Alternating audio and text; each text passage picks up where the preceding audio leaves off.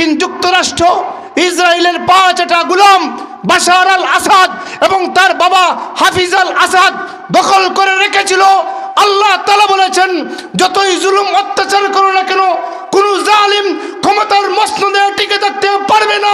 দীর্ঘ 61 বছর ধরে হাফিজ আল আসাদ এবং বাশার আল আসাদ যেই শামকে গোটা পশ্চিমাদের লীলাভূমি বানিয়ে রেখেছিল, সেই পশ্চিমাদের থেকে মুক্ত করে মুসলিম মুজাহিদের মাধ্যমে 61 বছরের জালিমের পতন আল্লাহ এই ডিসেম্বর মাসে ঘটিয়েছেন। জোরে বলুন সুবহানাল্লাহ।